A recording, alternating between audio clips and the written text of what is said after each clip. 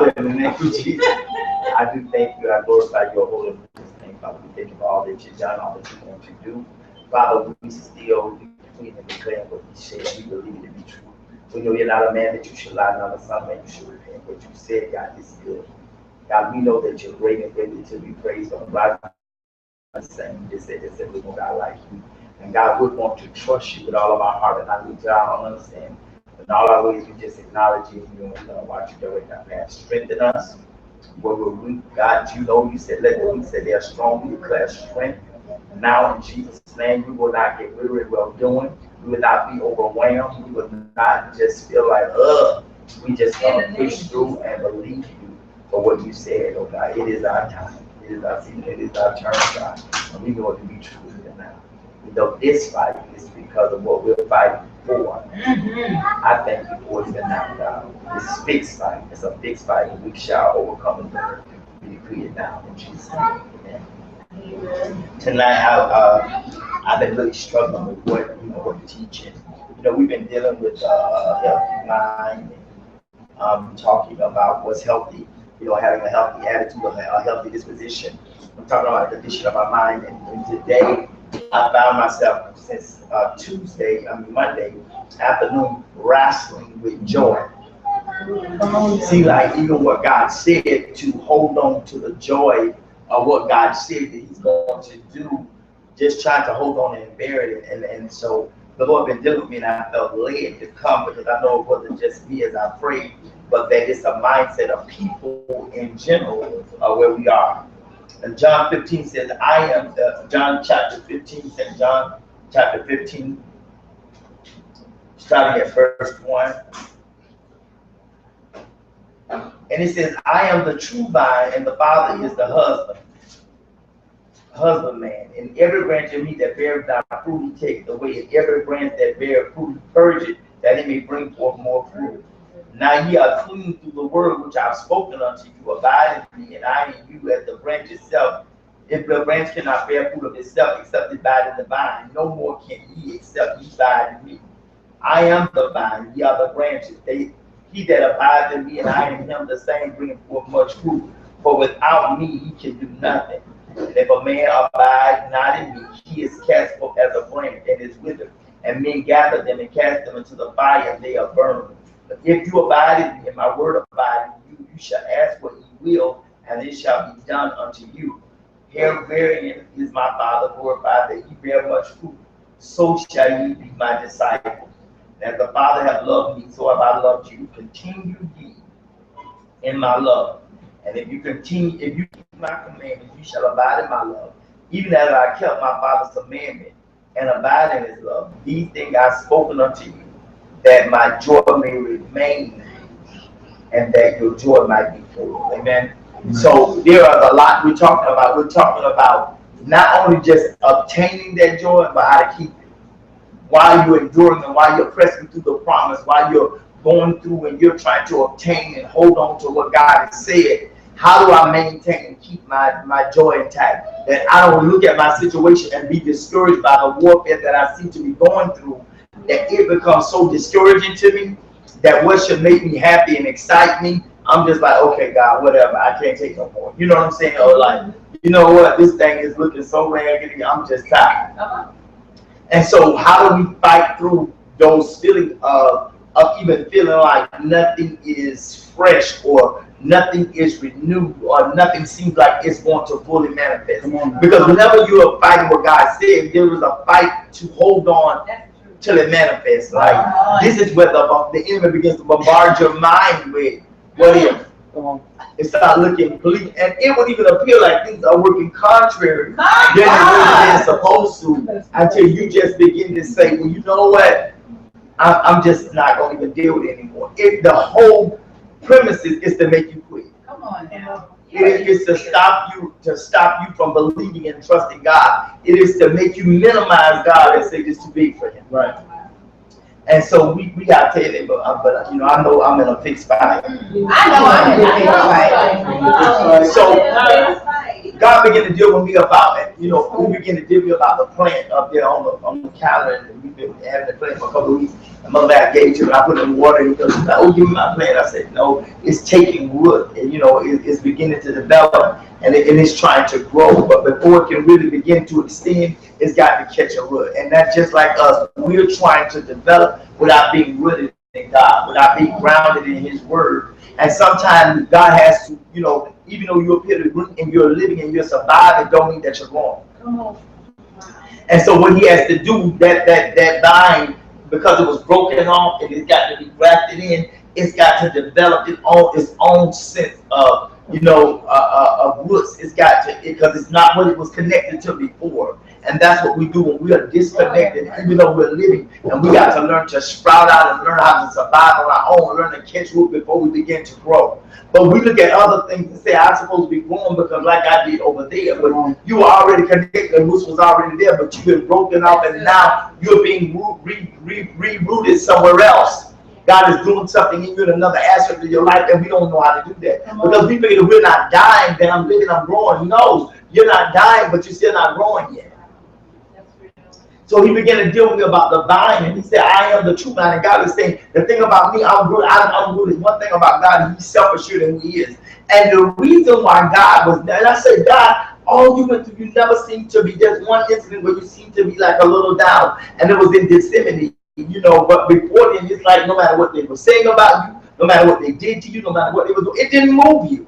It just seemed like you never got emotional about anything. And then I began to go see, yeah, you know, we talked about Lazarus, you know, how he was touched with compassion, and, you know, Lazarus, that touched him, and it touched his heart, you know, because this was his friend.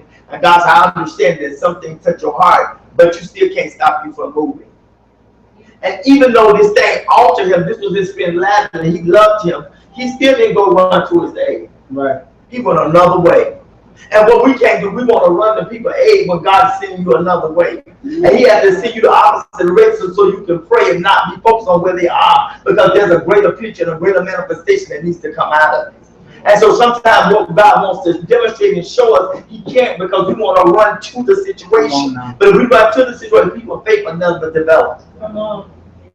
There was something about making Mary and Martha wait for Him to come until the situation not just died, but until it got stinking.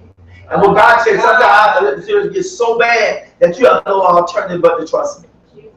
We're afraid for things to die, and we're so afraid for it to get stinking. Because we say, God, ain't that you can do that, because that's past what you can do with it. And God said, but I'm God. It's past what you can do with it, but it ain't past what I can do with it. So when we find Him, we talk about the vine. He said the Father is the husband. And what has happened is that He said He is the one that keeps growing and pruning the vine. And we are upset and we are confused because we don't understand, like, why do you have to change and prune and cut this vine? Why do you decide that it's not going to be in this soil, but it's going to be over here? Why you move from this pot to this pot? Why it's not in soil like the rest of the vines, and it's in water today? And He take you from water and put you back in soil. So one day you're in the spirit, and next day He tell you you're going to have to grow in your flesh. You're going to have to develop who you are as a person. And He said, no, you don't have enough of that. I'm going to break you and I'm going to put you in water. And you're going to learn how to survive in the spirit and learn how to grow and thrive in the spirit, even though you used to be in your flesh. So what we do, we just get confused because the husband, he keeps deciding and taking us from one dimension to another at his discretion. And not only do he move and decide what we're going to be in, he also decides when and where it's going to be. You may want to be on the mantle, but He may put you on the porch. You may want to be in the garden, but He wants to put you in the living room on a table. And we're frustrated because we're trying to decide and we're trying to predetermine where we think we ought to be based upon where we've been. Jesus. So the Father is doing. Say that the Father is doing.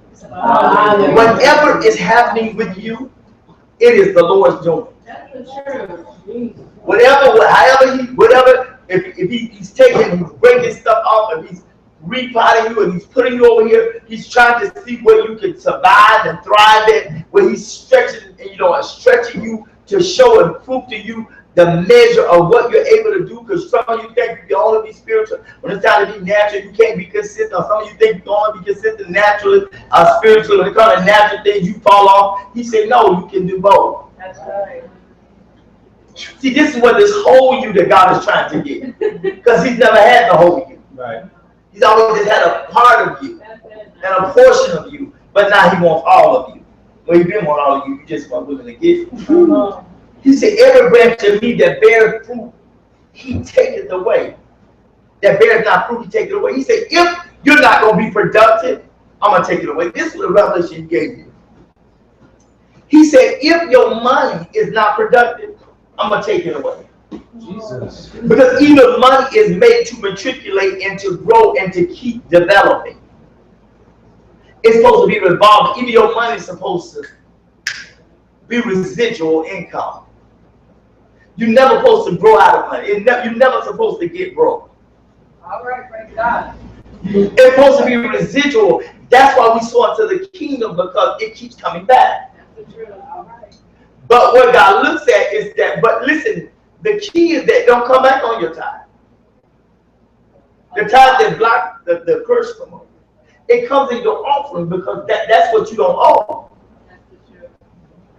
All right. So your residual is really coming back. But you sow sparingly, that's why you reap sparingly. Amen. You struggle to have enough because you struggle to give. All right. It's crazy though. I mean, I was like, wow, God, for real? He's like, yeah. So you always survive, you just never have enough. Lord. You never sink, you never go under, but you never really just cruising through, floating through. You never breathing through. Jesus. And it's still based upon the principle of your giving. All right. Oh, Lord, you want to chill in here, man. You talking about $1, it'll get frosty quick. Listen. So he was saying, listen, even ideas that he's giving you, and you forgot about it until you see somebody else do it. Lord, Jesus. Because he gave it to you and you wasn't productive with it. You just said, oh, I am, write it down. Oh, I'm going to do, yeah, I am. Wait, next time. Oh, next month. Next year. So finally he says, you know what? This is proof that if you don't utilize what he gives you, he'll take it. He said, every branch in me that bears not fruit, he takes it away. Every part of you that you say it's not productive, he said, I take that idea. Because you're not even productive. Why should another idea die in you when I can give it to somebody that can live and be prosperous? And we get mad, oh, I thought of that. Oh, I can't believe that. Yeah, you can believe it. You thought of it and God gave it to you, but you never did nothing with it. When it comes to being proactive about something that we want to be productive for ourselves, until we just won't do it. Because if it ain't easy, we quit. Oh, Lord. I got to write it down, then I got to come up with ideas. I have to find somebody who's going to do it. I have to talk to them about it. I ain't got the money for it. I'm going to do it. I believe you for the money for it and try to get it done. And then I got to wait people to work with me who I don't want to ask somebody because you know they be acting funny. And I ain't got no money to pay them. And then I don't act like I'm trying to use them. You got all these excuses. That's the truth, Lord have mercy. About why you're laying down on an idea that could have made you a millionaire. That could have made you struggle, and then you want to look at it, let's see, I'm broke. Yeah, because you wanted to. Amen, Lord. So when we're not productive, he takes those things away. Up in the hidden nerves. When your relationship is not productive. He said, I ain't get no glory out of that. I'm not going to get a marriage out of that. It's over. I can't even get no holy seed from y'all. It's a wrap. When he looks at it and knows that it's not evolving and growing and it's not going to produce, when God put holy people together to produce a holy seed in the earth, because there ain't that many. And when he found out that what y'all want to do, he said, we're wasting time here. You just take it away. When you wake up and the desire is gone, he took it. Because when he gave you to act upon it to make it productive so it can be productive and bear fruit, you didn't. You want to wait 6 more months till your credit score came up before you start planning for a wedding. And your desire died in them 6 months. Because you didn't pray, you were just in your mind, in your head about it. So by the time it got to your heart, it died. I'm walking heavy up in this place. He taking it. Where did it go? Why did it die for it? How did it go so soon? It was so deep, it was so passionate, and then now it's nothing. Because whatever you do and you don't, it's not productive, and you don't have a goal. That's why I keep telling people, write your goal down. Write your goal for your relationship. Write your goal for for your career. Write your goal for your business. If you don't have a goal for it, then it becomes prey not just for the devil to take, but for God to take it too. Right. The enemy takes it because he don't want you to have it. God takes it because you're unproductive. And he's not going to have nothing there. He said his name is on that seems like it's not productive.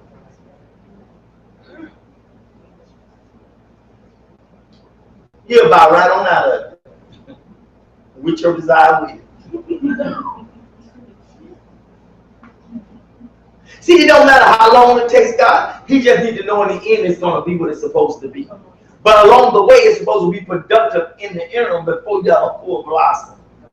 Before the tree just weighted down with apples, it started with 1 bud, and then and then that year you may get 10 apples, and the next year you may get 15. It has to show production, it has to show growth. Not popular. And every branch that bear forth fruit, he purged it that it may bring forth more fruit. That's what you're upset about. Come on, you're doing good and he's still cutting away at you. Come on, and making you look like you got less than people looking like they got more than you. And you was like, how do you look like they got more than me and I did the right thing? And he keeps cutting away. Because in the end result, your production is going to be more than theirs. Amen. He said, I just got to keep clipping away to keep you healthy. That's the only way to keep your faith act live, to keep taking things away, to keep you believing. Lord Jesus. Lord have mercy. He said, I keep shaving stuff away. And then you're like, God, I believe for more. And it's okay now. When I grow that out of you again, when I grow that desire to have a business again, you'll do more than just think about it. You'll write it down. See, whatever he replaced the next time when it grow back, when the next time he give you somebody in your life, you're going to say, listen, there's a plan for us. Let me tell you, let's get a date, let's get a time. We're going to move upon it. We're going to believe God for your credit score while we're playing. We're not going to wait and to plan while we're waiting on something to get better. Come on, real. Amen. Because if you do, you're saying there's no faith in it. And everything in our faith is sin. And when God is sin, there's more sin in relationship than it is faith, then God bows out to. Because there's nothing to believe him for.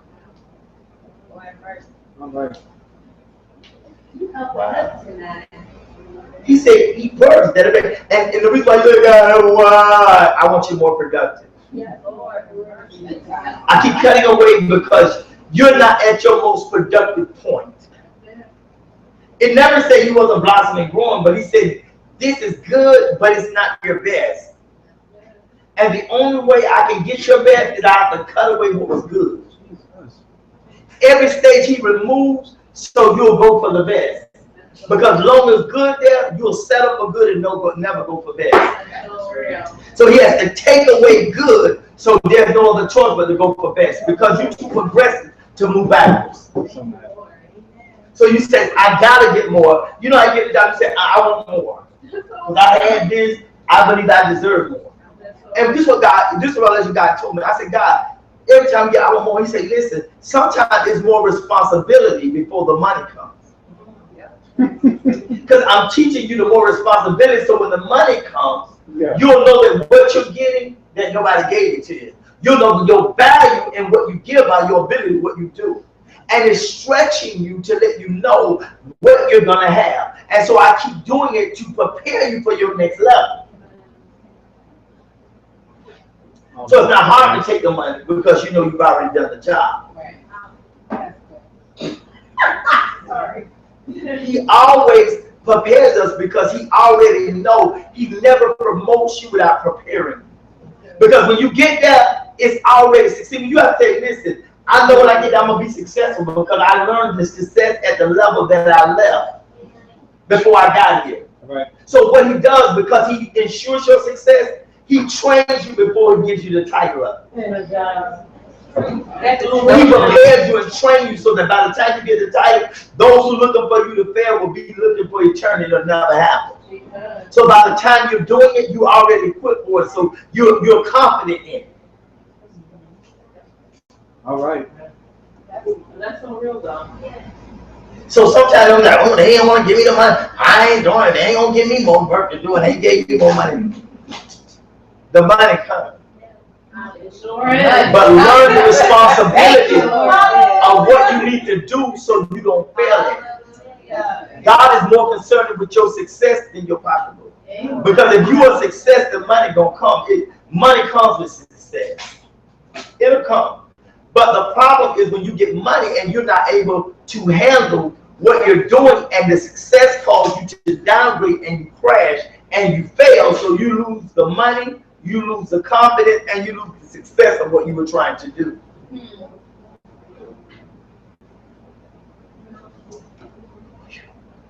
Now, if you look at it differently now.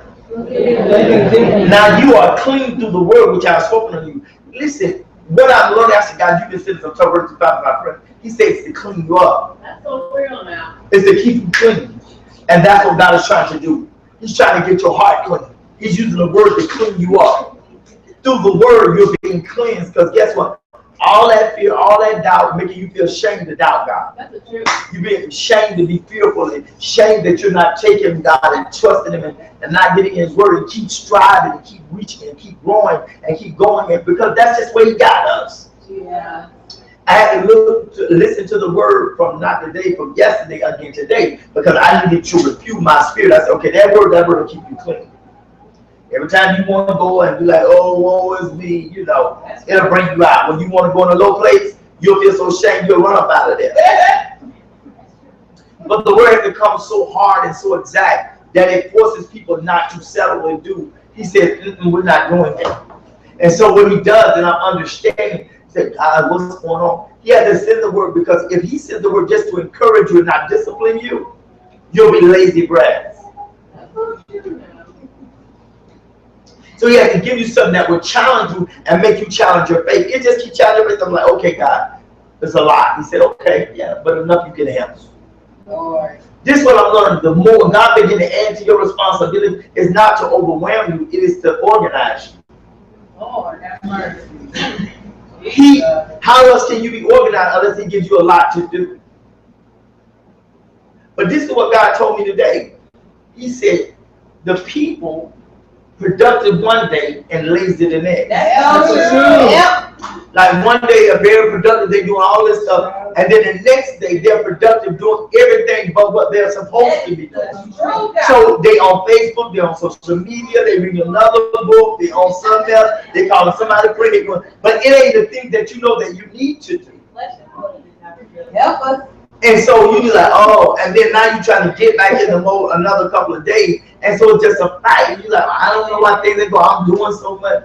No, you're not. Not every day. And so why is he not giving you a break? Because he's organizing you and telling you your playtime is over. Come on. Playtime is over. You can't be playing and still be productive. You the one God gave God these deadlines. How you gonna meet the deadlines when you're not productive in what he's giving you to do? Yeah. You preach it. About it. This is the hard part. How do I stay in God? When my flesh is crying, get out of here, get out of God. Get him out of me. I am trying. He keeps saying, come on with me, come on, pray. I just don't feel Come on, man. I don't feel like laying out to you. I don't feel like one more thing to believe you for. That's real. We keep saying, God, strengthen my faith, grow my faith. But when God asks one more thing to you to believe Him for, you get discouraged. You get, you almost get depressed.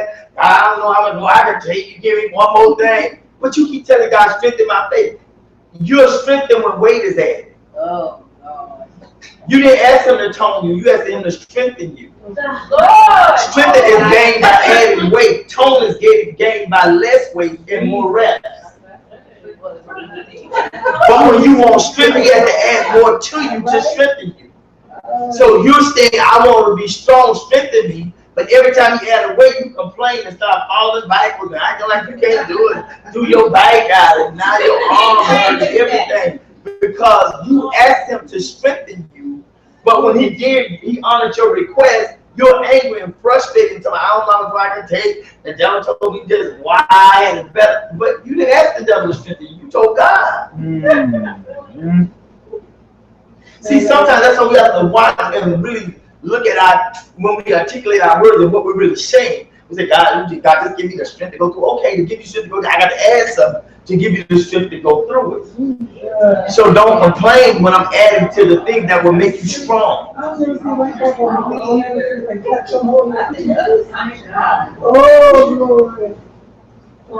the scripture tells you to be strong in the Lord and the power of His might. So you rely on His power, not on yours. You try to rely on your power of prayer, not His. Come on. There it is. So I have to abide in Him because I need His strength. You can't. This is a sign that you're not abiding in Him because you're exhausted in your faith. Because He don't run out of strength. He don't get tired. You do. And when you're tired, it's because you're operating outside the realm of Him. You're around God, but you're in Him. It's like being in the gym where everybody's working out, but you're just watching. You're not participating. You're not lifting weights. You're not on the treadmill. You're not on the machine, but you're in the atmosphere. And what we do, we come in the atmosphere of God without coming in God. Jesus.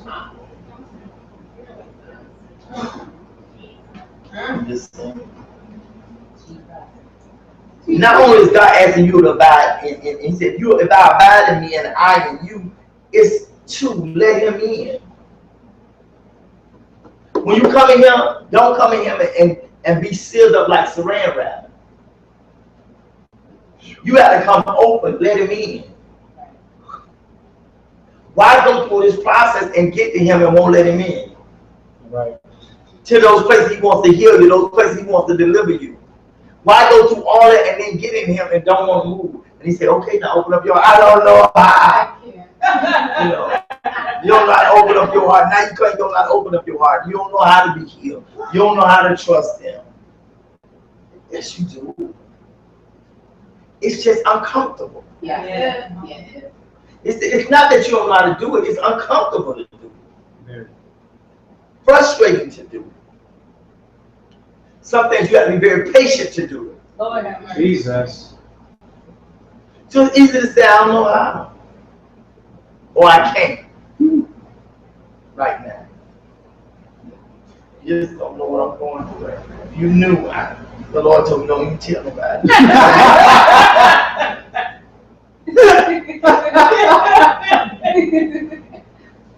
Oh my God. This is what God can do. He said, if I value you and you and me, as the branch cannot bear of itself, you're trying to be productive in your own self. Help me, Jesus. In your own intellect, in your own dream, you're like, well, I can do this. I don't have to ask God about this. And Come on. I don't need to. I read this article about this girl, and I was like, wow, it really disturbed me.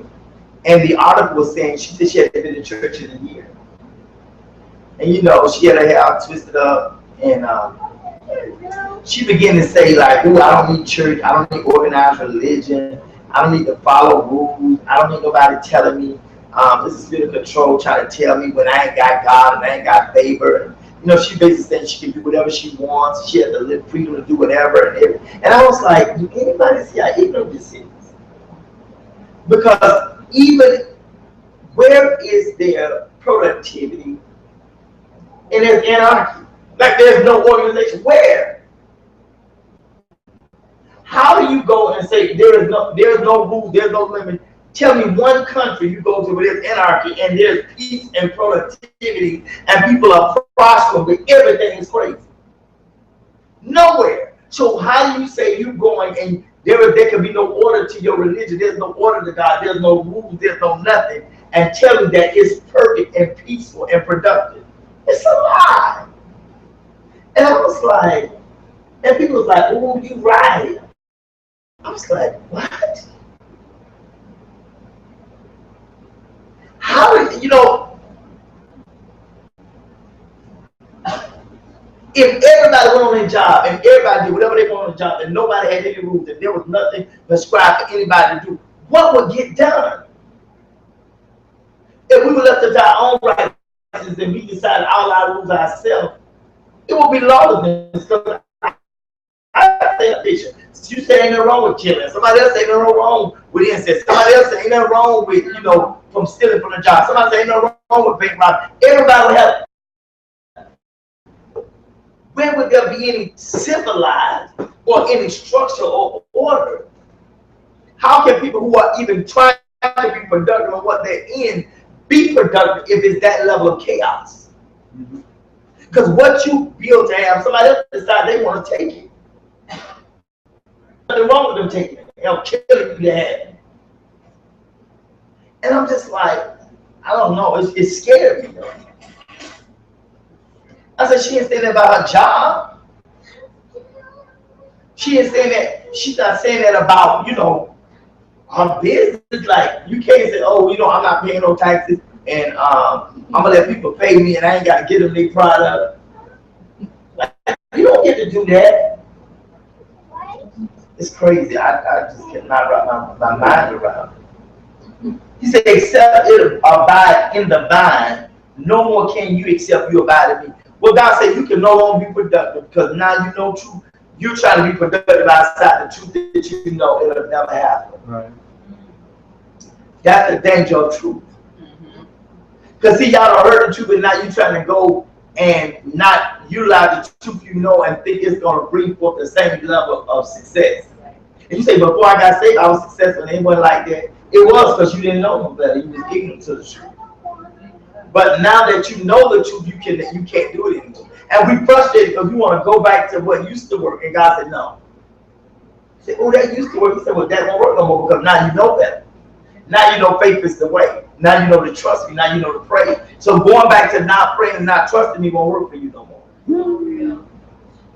And we angry behind it. Like, why? It used to work before. I used to lie. Jesus. And it still worked. Now you lie, your lie don't work. Now you lie, you get exposed. You're like, why? Yeah. I was good at that. And now I was like, and he's like, no, because now you know truth. And we frustrated because we want some things to work again and they don't work no more. You progressive and you won't let your old tricks work in your new you. You still want to pour that new wine in them old schemes. Jeez. It's quiet tonight. Amen. Like. Hallelujah. Jeez. What is he saying? Everything, can I help? Can I tell you a secret? Everything you're going to try to do now outside of faith ain't going to work. It's just not going to work. If you can pull 20 guys and 20 girls without faith, God said, you pull them out to believe God. You got to believe God just for one. One of the 20 is one of them. You have to believe God.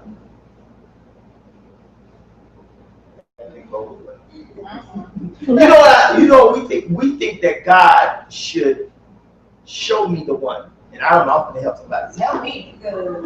Lord, show me the one. How without an examination?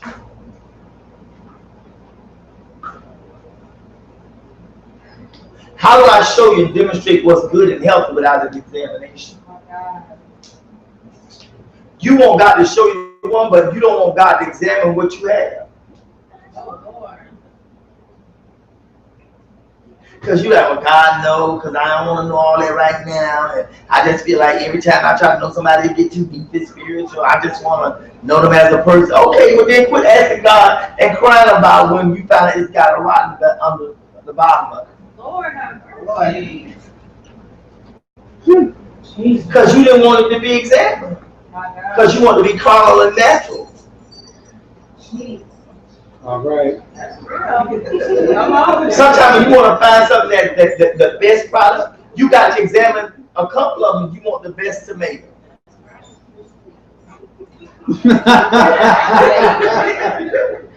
That doesn't mean you have to sleep with every tomato, but that means no. But what I'm saying is that people, like just because you examine something, that means you got to always go to how do you examine? How do you find something you ain't looking for? I don't know, man. I don't look. You still got to look. He that finds the right, that means you got to look. You don't get to look and not like, no. If I'm finding something, I have to look for it. I got to move stuff out the way sometimes to find it. If I'm looking for something, it ain't always in plain view. That's real. If it's in plain view, you ain't looking for it.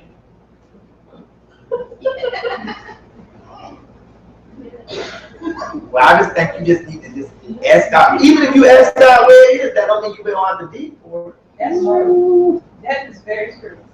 Even if you know where it is, you still got to go and dig for it. You know how they have that metal located, it'll show you like, but you still got to go and pull it up and find out where it is. You still got to dig for it. That didn't go good either. It's all right. I'm going to get out of that.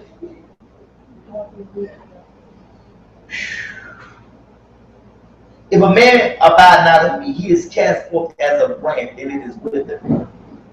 And men gather them and cast them into the fire, and they are burned. He said it's going to go away. He's just going to throw it away. It's not worth anything. That's why things that we do outside of God, it doesn't last. They wither. For a while, it seems to be alive and still striving and being productive, on its own. But when you look again, it's like these flowers. Them flowers are good while they were still connected to the plant. But when you begin to cut them off, it's a limited lifespan. Once you take, you put it in water, you put the aspirin in there, it still has a limited lifespan. You keep them plants on the bush, it'll keep reoccurring every year. But when you cut them from that bush, it's got a limited lifespan. And what we do, we cut God off of certain areas of your life, and it's limited how long it's going to live. After a while, it's going to wither, and it ain't going to be nothing but good to throw away or to burn. We keep cutting God out of stuff, that's why it don't last. It starts withering up and dying. At first, y'all saying scriptures, y'all praying together. But God talks about me, hallelujah. Oh, you see the glory of God on them, but next time you ain't seen the glory. You see the hills. God, I see your hills. And then I said, no, see that first you were looking up, now you're looking at that. Oh my God. And we start changing what we're looking at. Now we're not trying to see the glory of God. We're trying to see how they look at them jeans and how they look at this. We ain't looking for the glory of God. We're looking for the benefit.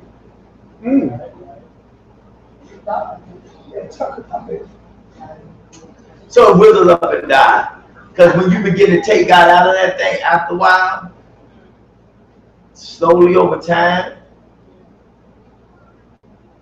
and I'm not saying you gotta be like, how do you think you every time you get it? Like, no.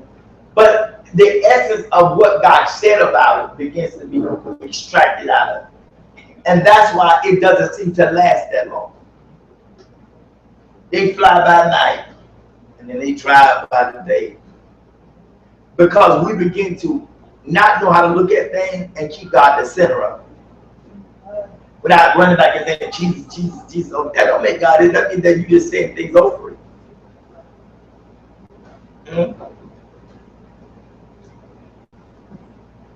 If you abide in me, and my words abide in you, you should ask what ye will, and it shall be done unto you. You still don't understand the power of your agreement with God. See, the problem is you still don't agree with what God said about your life. Or you don't agree that God is going to tell you and you don't know it yet. So you're like, well, I ain't never doing it yet. Once God tells me, I'm in agreement. Maybe. But the problem is God said you got to agree with me by faith. Faith is the substance of things hoped for and the evidence of things not seen. You don't see it, so I can't show you that. Then it wouldn't be faith.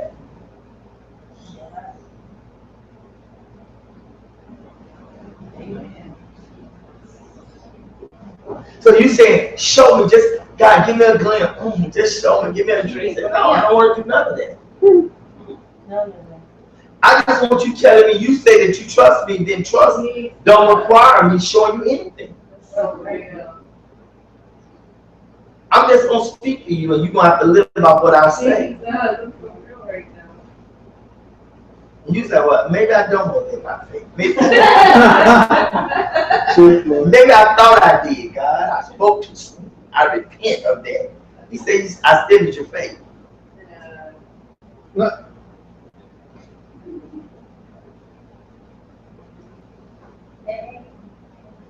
You don't want, you're not in agreement. When are you going to come in agreement with God? You're like, that's why it takes us so long to get things. Come on. You're a preacher. Because we still ain't agreed because we too scared that maybe it ain't going to be what we want. Come on now. For real. You telling the truth. Maybe it's not going to hold up my expectation. Come on. But the Lord told me, he said, my expectation exceeds yours. So why do you think? But see, you really think your flesh is higher than God's desire. You say, I mean, I know what I want, but what God wants ain't maybe not be at it. So you're fearful that God don't know enough about you to exceed your expectation. Jesus. Now, this is the catch God told me. He said, if David had prayed, he said, if you prayed, he said, I told you to pray, that I would do exceedingly abundant above all you could ever ask or think. And you worry about how good somebody gonna be in bed. If you trusted God, they would exceed what you think they're gonna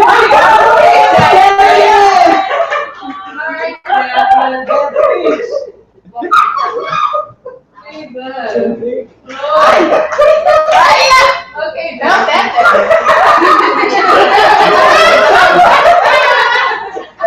Thank you, Lord. I mean, you don't believe that. You don't even believe that God can make sure that your family take care, that you're going to have enough finance. But you pray that, but you don't believe that. Because if you really believe the word, you say, God, you got to do more than just take care of the family. You said above that I can never ask a thing. But the catch is you ain't got no power working in you. Faith. Come on. Yeah. To believe it. That's why your expectations always fall short. Oh my God. Because your faith does. That's Lord. That's good. If I believe God and I believe that he will hold no good thing from me, if I believe that all things are possible because I believe, why don't I have it? Because you don't believe it. Well, I wouldn't say what I wouldn't believe. Yes, you do. You lie all the time. Yeah. We say things we simply don't believe. Come on, God. Whether it be out of rhetoric, whether it be out of habit, whether it be out of whatever, obligation, you know. And it is so simple to have with God. God told me, he said, I keep it simple. You keep it complex. That's the truth. That's the truth. Just believe me. Wow. And God said, you know, some of y'all, you want to trust me for your salvation, for life eternal. But you can't trust me for 20 good years with them. 50 years with them. But you trust me for all eternity. Right. You don't believe you can make 50 years with them? But you believe me forever, for everything. For where your soul and everything going to abide. And these are natural things. You can't believe me for a light bill. You can't believe me for a job, but you believe me that I'm gonna take care of you forever. How do you believe God gonna take care of you forever and you don't believe God can take care of you for a month? Good God Almighty. Oh, Lord. I want to make it plain tonight. Make it plain now. How do you believe that God gonna take care of you forever? You're gonna be with Him and He gonna take care of you. You gonna have mansions and He gonna feed you. You gonna have to cry no more. He gonna take care of your every need. And you don't believe He'll take care of your needs in 30, 60, 90 days. And do you expect God believe that you trust Him for eternity?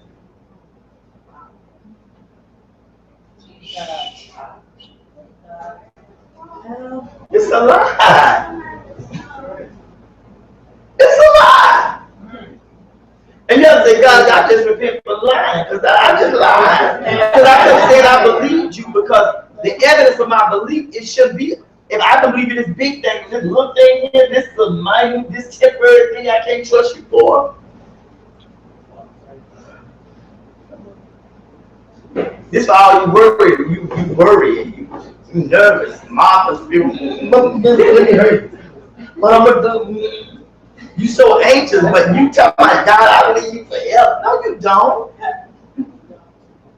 Or do you see how ridiculous it is for you to believe God forever, and then you worry about something right now that He already told you is temporary? Lord, I've heard. Well, it's just I'm struggling because God, I don't know. No. Every time the devil keeps trying to make me ask God, and the Lord tested me. I was going through this thing with my son. I was trying to get him to get residency. I went through this whole thing, and I told him, and the guy he wrote it back. He's like, "Well, I tried everything, and they still didn't do it the way, and I still see a whole lot of loopholes in it." But I was about to get anxious, and the Lord said, God just gave me a peace. That thing was straight. That peace came over me. I said, Lord, this is the peace I'm talking about right here. That peace that I can't explain. Because me, I'm going to text him right now. I'm going to write him right. But I didn't. And I texted her. I said, it's all right. You mad. I got a peace. It's going to be, with God, it's done. And when you know what God going to do, you're not moved about what the enemy's moved. Devil, that's a cheap move. It ain't going to even matter. Because when God moves, it's gonna count. This a chess move, devil, you're gonna lose. This king gonna win. It's a chess move, it's a calculated move of the enemy trying to take the king out, but it won't work. Come on. Hallelujah. It's a chess move. And if you're not watching, you'll lose. I know it's a chess move, but what I understand, the king ain't going nowhere. Come on now. This thing is calculated, and that's how we have to be. And I'm like, I wanted to get I was like, I just got a peace. God, you just don't do it. And I just said, okay, let me go back and let me testify to myself what He's already about. What He already done. But see, God said, I told you gonna be fought what I said Sunday. So all this almost feeling melancholy, like nothing ain't really matters. It's been harder to move forward, to get excited, to have joy. It's been more difficult based upon what you received Sunday.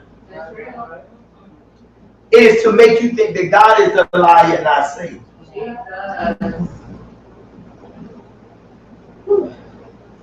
Lord, I recognize you, devil. I said, I recognize you. So I had to go back and say, God, because He's still moving. Yes, He still is moving. So sometimes you gotta look at God moving. Even if God moving in your atmosphere, He moving around you, then your breeze eventually gonna hit you too. All right. Chelsea went today, she interviewed and got the job today. I said, she need to come off night shift. She went in there and then you got told. He said, when you walked in the door, I had already said, I'm hiring her. Wow. She didn't even say the thing. I said, baby, get dressed, go in there, look the part, go in there. He said, when I looked at you, I knew I was going to hire you. Before she left, before she can get out, they said, we are going to check your references. They took her TV, because she was talking about that TV shot and everything. They said, Monday, you got your orientation. All right, girl. I mean, just like that, boom. Increase. And 73. All right. Because she needs a baby. Mama busy. But she in school. You want to pick up from school. She gonna be having homework. She gonna need to be getting to bed. Eating at a certain time. You gonna need to be getting to bed. Eating at a certain time. There are things that's gonna be done. And so the way God is positioning things, He has to settle things and set things in an order. Now I'm at the wait you come home and then before I can move about it. But see, that ain't gonna be that. He got it in an order. He's positioning things. That's the Lord. Thank you. Because see, that's a blessing right there. See, sometimes the increase, they're going to increase right there. You increase her paycheck, you change her hours. That's an increase of freeing up of my time. That's going to be more productive. Certain things can fall in place better. Thank you, God. Because I'm concerned about her order for her. You know what I'm saying? But God, I think you're doing it that her mother is putting the order. You know what I'm saying? God is setting things and putting it in its perspective order. It ain't no sense in me doing it for her mama, and that's what God did. Now it's gonna be challenging because she's gonna go from one patient to about 20-some patients. But I said, you said you wanted, that's the experience you wanted. You said you wanted to meet your doctor, but you can't meet him in nobody's house. Come on now. You can't meet no doctor in somebody's house. You got to be in the place where the doctor's there.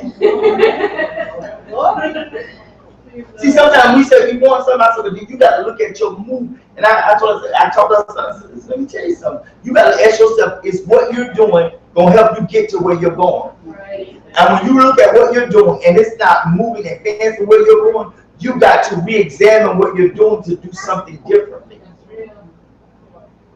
So, Dad, I don't want to be no rehabilitation center. I don't want to be doing that. But now you are. It's an extension of the hospital.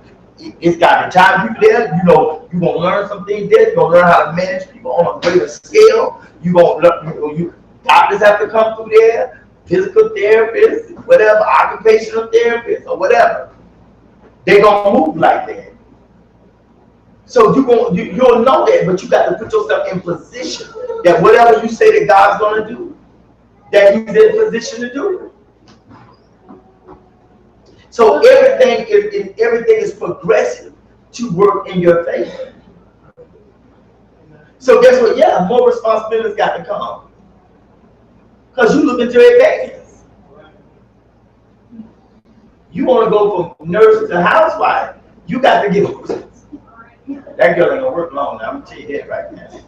But I can get as a child. She ain't gonna work. She not, I know it. I said she'll go to school, she's just not gonna do it. Not to take care of no bills, she's just not. You just look at Kyra is. She gonna work, she gonna Kelsey, no. She just not, I knew that as a child. When you pray God to reveal to you, I just knew Kelsey gonna marry, you gonna have to take care of her. She's not gonna do it. She ain't gonna have no husband and no job. She's just not, she that type of woman. Like, she not only like, no, I got my own, yeah, I got all my own money. He is. Straight from his bank account. She's not gonna do it. Sure.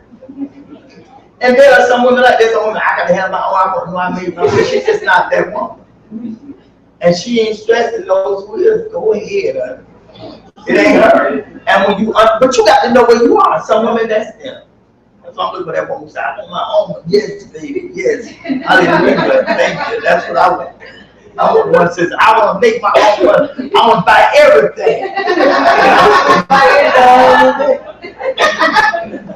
You faithful God.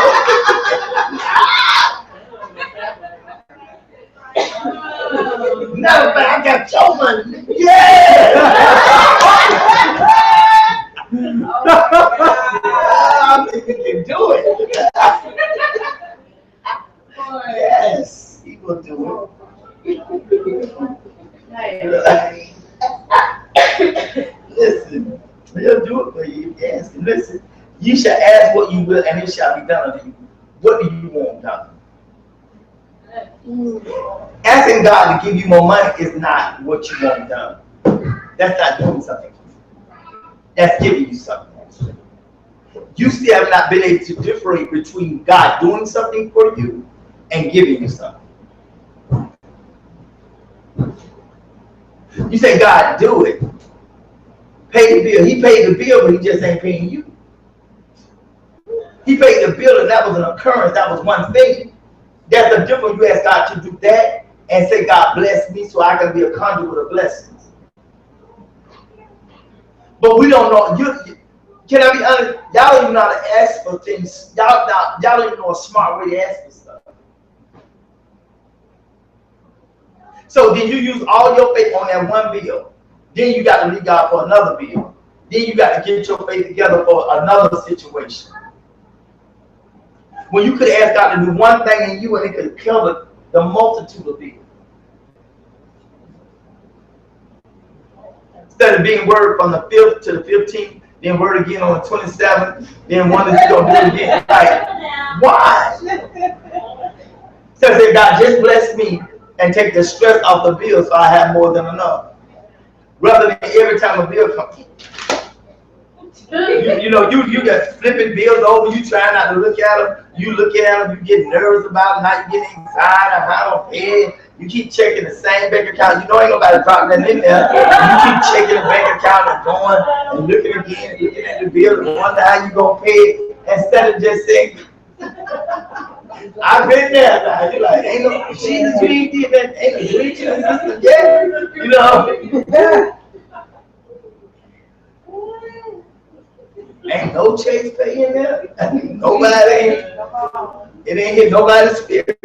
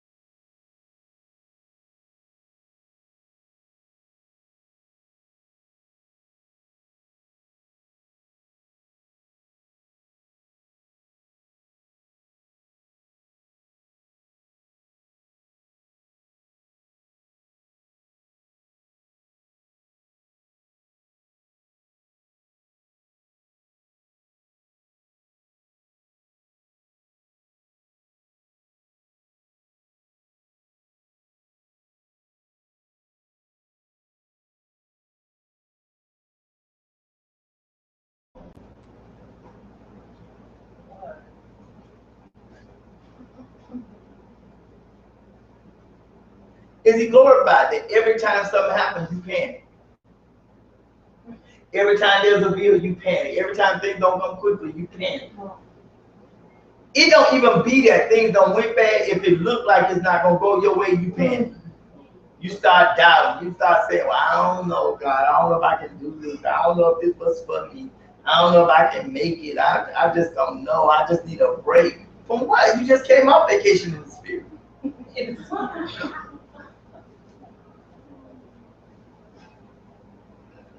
In the spiritual vacation, you may not look nowhere naturally, but spiritually, you stop believing. You like, oh, I ain't feeling God this week. I'm good. I ain't feeling like that this week. I'm on. It's not a personal day. You take no personal days. That's real. Like I ain't fasting today. It's a personal day. That's real. Y'all sure know them sick days on fast days. My sick day, my I'm set off. It's a sick day in the spirit. Thank you, God. That. You had to eat, take your medicine.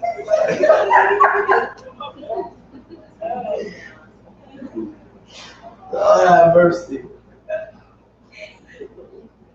Y'all, it's because, we got to look at where we are. He's talking about if you really abide in God and we let God really abide in us, why are we yet struggling? Why are we yet being challenged? Why? Because even as God is trying to abide and he's trying to do it in us, we still keep struggling. He keeps saying, okay, I'm still trying to do it in you. I'm still trying to show you my strength. I'm still trying to show you my glory. And I'm telling you, ask, I'll give it to you. And the whole thing is that he said, this is why he's talking about joy.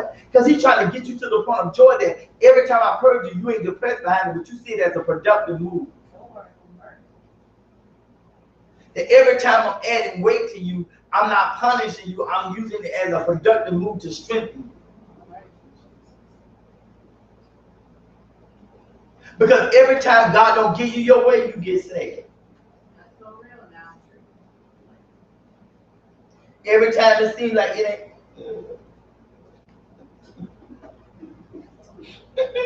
Stop it. Stop it. What's wrong? God never, God never give me. I didn't ask him for tomatoes. He never does it. What? I know you eat mangoes like it.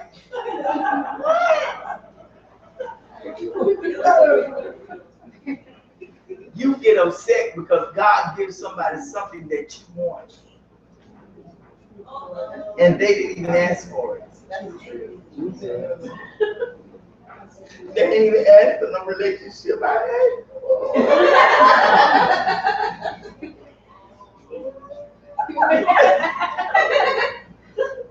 And you upset about it. Oh, Lord. Because he didn't give you your way. Whatever. But you don't run back to the word and say, let this word abide in me. Why is he giving you what you want? If he said, if you ask him, he said, I'll do things for you. But you want things. You don't want him to do that in you. You want him to do things for you. You don't want to do nothing in you. I don't change my heart.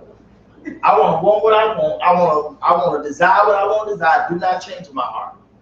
Just give me my heart's desire.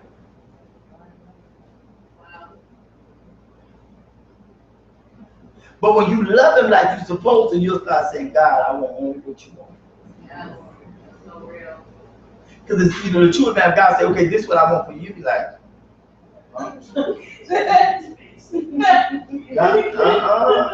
I can't. I'm sorry. I love you, God, but no, you don't. Because it shouldn't be a test, and don't lie and get tested. Because we say we'll do what God say. If God, if that's what you want. But then everybody know. But you know this ain't what I want, because I would have never took this. Come on, Papa. You changing the devil. That ain't none of my desire. You better know God himself picked that. Dropped it in front of me. Wrote his name out. Dipped it in the blood. That's the only way I want. Like, no. Come on. Because that ain't how God describes how he wants you. True, Lord. When we are undone and at our worst, I still want you. Amen. You only want people at their best, and you can't love them while they're at their worst. Jesus. But that's how God wants them to love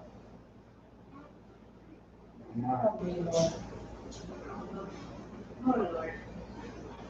That's what he said. He said, tell me stop lying to my, I want the will of God. No, you don't. Come on now. Because the will of God never looks like the will of your flesh. You better come on now. The The will of God don't look like the will of your flesh. So you, whatever your flesh is designed, you got, you know, God told me if this is something I want, whatever I desire when I pray. Because you hope that the desire will be for him. Lord have mercy. That's why he know he'll give it to you, because it's himself. He know it ain't no struggle for you to give him himself. It's a struggle for you to give you something that's of your flesh. Then he got to work with his will for you to have it. Come on. When you want what God wants, whatever he has for you has already agreed that it wants you to. Lord have mercy. He ain't never got to change his mind. It ain't got to give it a desire for you or nothing. Because it wants him so much, it already wants you. Wow. That is so good. It's so simple. If you just want the will of God, the will of God will never struggle to want you. And the reason why God knows that, because he already knows it's already sold out to him. And its desire is for him. So when God says it's you, it says, oh God, I love it already. Because this is what you prepared for me.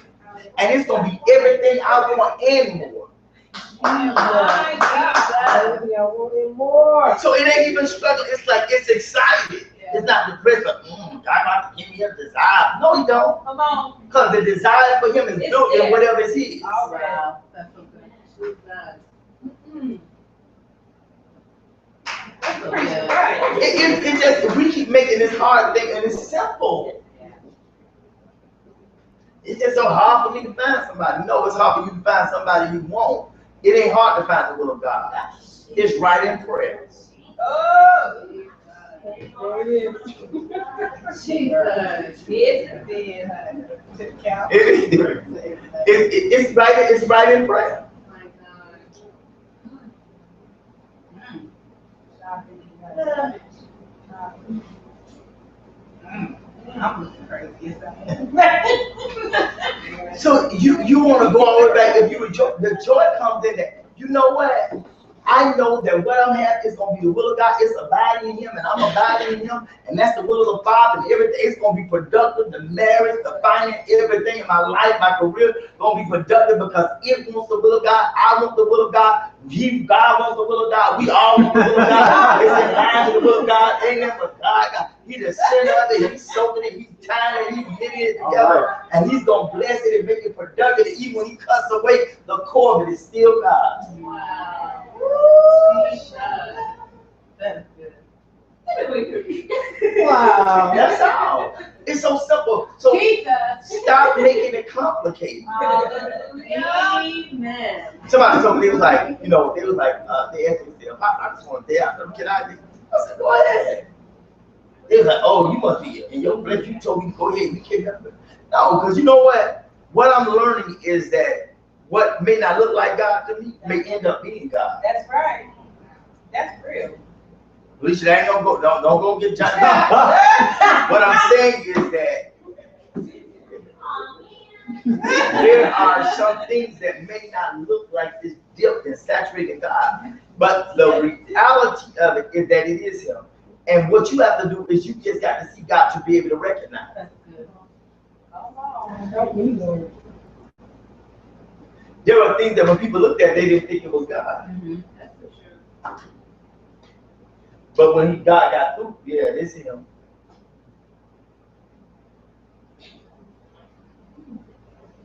What I'm learning that God's blessing always disguised as something that you wouldn't want. Jesus.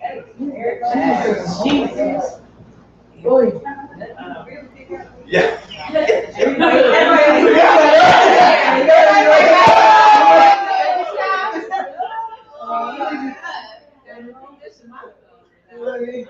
Because guess what? If you want, it'll be your flesh.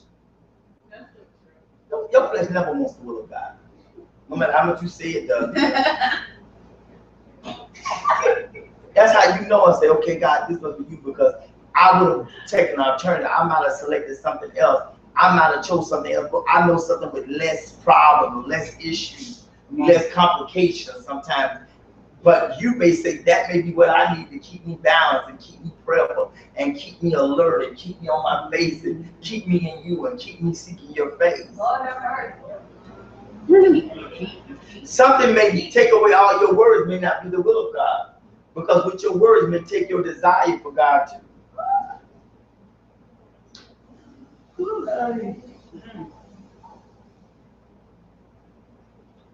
It has to leave you a desire that it's gonna make you have to go to God about it.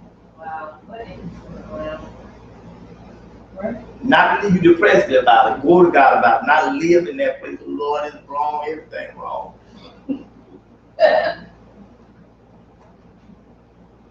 It's got to be healthy. This is what I look at. You say, well, how do you know a relationship with God? Is it making you grow productive? Is it making you grow in a healthy way?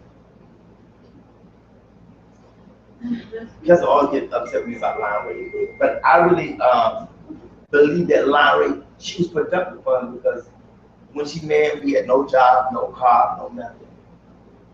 And she inspired him to go get a job. She inspired him to get a car. Like, she motivated him, and that's, even though it may not, it's productive. And guess what? He inspired you too. That's how, even though people are like, it ain't got what, but what you have to take, did it make me grow? Because he may not be your husband, but he was still a tool that God used to push you to another stage of development to prepare you for what's ultimately yours. Because you want to be able to look at a man beyond what he has. I said, you look at him, he ain't have nothing. That's the first broke joke we got. But guess what? There are things he gave you to let you value more than money. Him catching the train all over just to cook you a meal. Things that you may not have gotten, but those values, those lessons, those poems that he came about you flower, him coming all the way over there selecting a cupcake and driving all the way to bring you a cupcake from North Jersey. That's value. That wasn't money, but it was more than that. Because somebody let you know that I see something in you that's worth me going way out of my way for. You can't put a price tag on that. So God had to teach you that. That in the absence of money, look at other things that the man can bring to a table. That will make you consider he still supports you and pushes you and helps you be better as a person. That's how you know.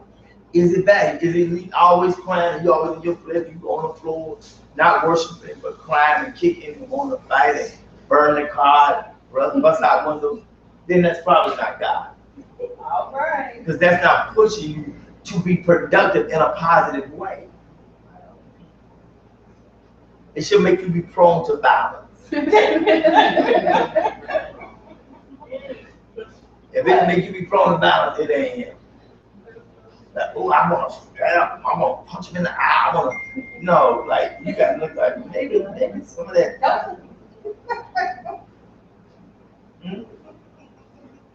Amen. We got to look at what, and it's all because it's all to give you joy. You should not go around moping. All right. And what God takes away or moping about what He's adding. All right.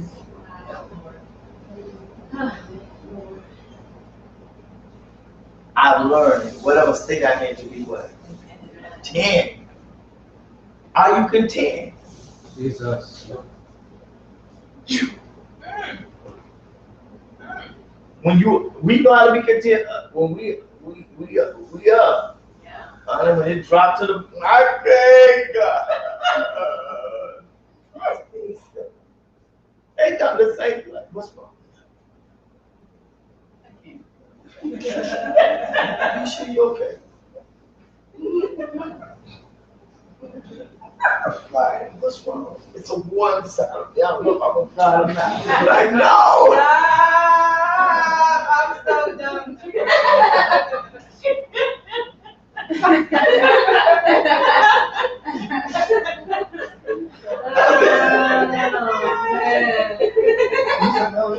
I'm just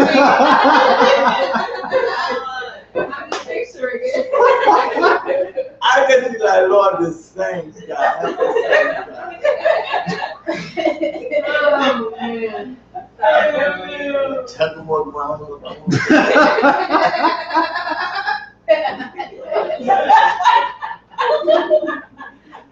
picture it. Yeah.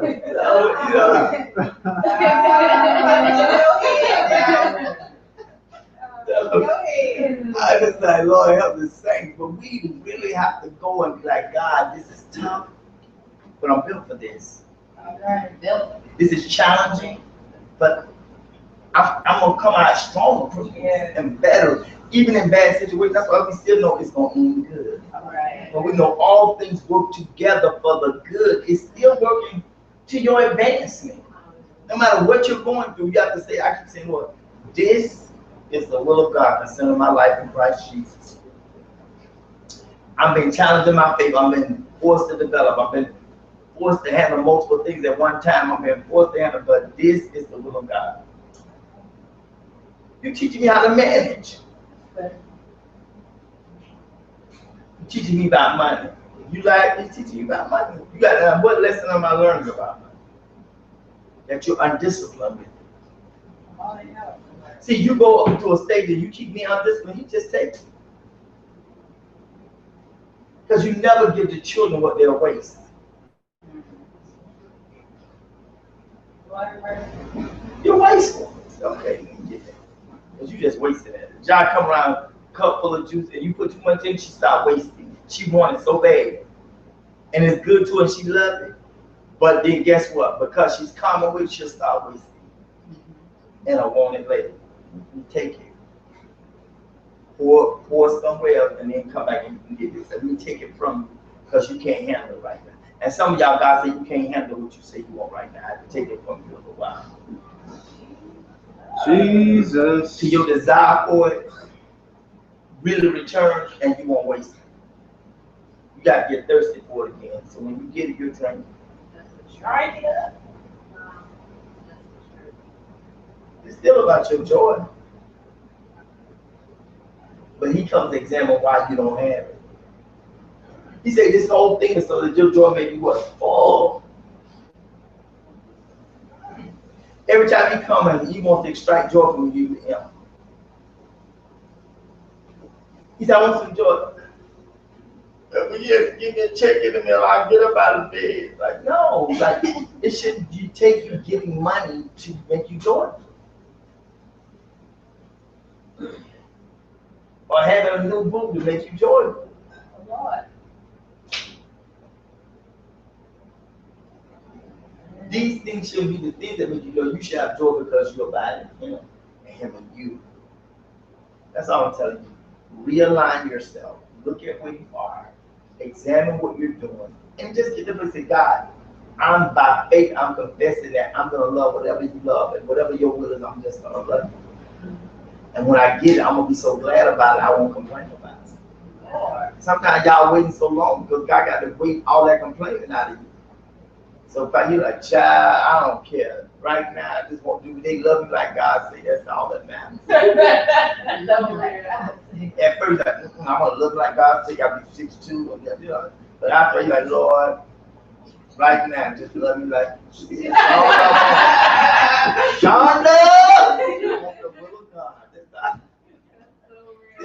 After a while, that's all that matters. Think about your first, what you first, and then think about when you be like, Lord, I'm so tired waiting. Yeah. He weigh you out. He said, see, none of that stuff wasn't me, no way, that was you. Lord, Lord. So now you want the will of God. You wait, God, you say, okay, God, yes. And then you be like, I just wanted God. And then I just wanted God. And when God gave me, I just said, no, I've been looking at you like, they did not want that. They had got 50 things before they cried about it, laid on the floor, man, they quit the church, ran in the world, ran back to the church. Then they kind of say, yes, God. Like, you know. Don't wait until you're too old to run back out there to run. Oh, you can't even run after nothing to the world. You just too tired. You say, I just stay here to the will of God. Right there. oh my God. You ain't got energy to run after nothing else no more. Quit talking about mother can't see her. No. Because she here, don't try to talk about her. Yo, mother went on her chain. I showed Luz, I said, there go mother little friend right there. Luz is laughing. Luz, I go jack you up. Like, yeah. I said, leave that man alone. That's her friend in the neighborhood, child. On his bicycle. You don't care yet to be in a car, but now you just take him on a train.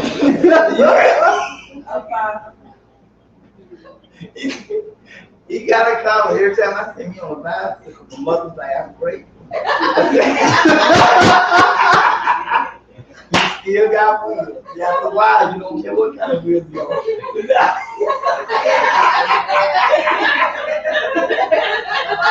You just ask God that he got wheels, God. He came on bicycle wheels.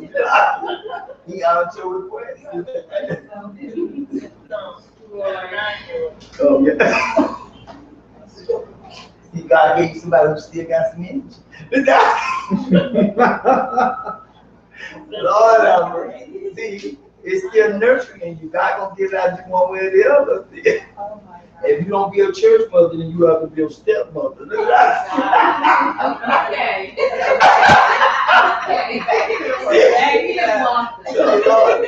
God gonna get it one way or the other. So y'all gotta learn from this. God gonna get it out of you one way or the other. Amen. Don't fight what he's doing because he got a process to help you. Amen. So what are you getting out of this? Abide in him. Let him abide in you. Get back to where you are excited and joyful. Let God restore back to you the joy of your salvation. The joy in doing the will of God. The joy in knowing that you please God. And knowing that your life is in line with the will of God. Till you begin to look at your life through the lenses of God. And whatever God says looks good. Amen. So y'all be blessed. And I guess I'll see you in the morning. God bless and keep you is my prayer.